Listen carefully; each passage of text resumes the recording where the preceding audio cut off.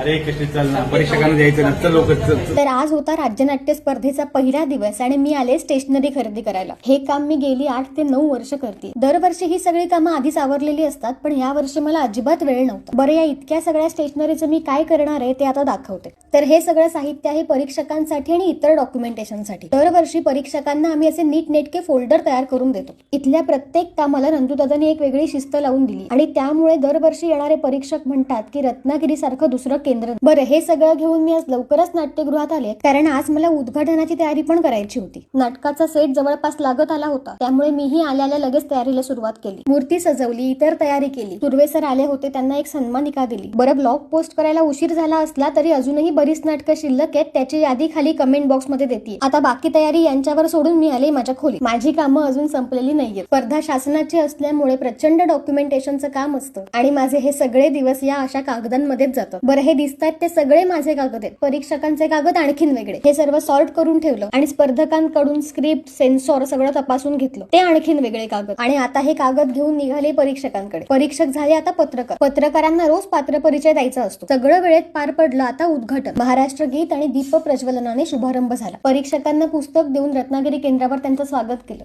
शुभारंभ झाला. Cinema screen वर गेली आणि आता नाटक सुरू. आणि आजच्या पहिल्या नाटकाचं नाव होतं अकल्पित. आणि दुपारच्या गोळ्या अगदी वेळेवर घ्या. आमच्या मॅडम पण नाटक बघायला आल्या होत्या, पण मीटिंग संपेपर्यंत मध्यंतर झालं आणि आम्ही लगेच गेलो परीक्षक आणि पत्रकारांच्या चहा नाश्त्याची व्यवस्था बघायला. हे सगळं आवरून पुन्हा खोली, कारण मध्यंतरात तिकीट विक्री बंद होते आणि केळकर काका हिशोब घेऊन येतात आणि आम्हाला ताबडतोब तिकीट विक्री अपडेट करायची असते. आणि आता ही सगळी कागदपत्र तयार करायची. पण आता इतक्या वर्षात दादांनी मला इतकं ट्रेन केलंय की मी झोपेत पण ही कागदपत्र तयार करू शकते. संघाचा प्रवास खर्च, निर्मिती खर्च, दैनिक भत्ता, तिकीट विक्री अर्धी शासनाला अर्धी संघाला आणि या सगळ्याचे वेगवेगळे लिफाफे, असे सगळे सोपस्कार पूर्ण केले. नाटक संपलं तर जेवण नाटक संपलं तर जेवायचं. जेवण ऑर्डर करण्याचं काम पण माझं असतं, त्याचीही तयारी बघितली. आणि आता संघाला हिशोब समजावल्यानंतर पुन्हा परीक्षकांच्या सह्या.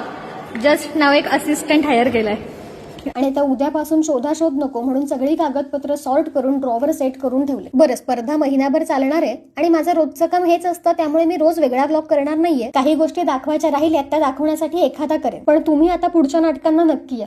आता भेटूया पुढच्या ब्लॉग मध्ये.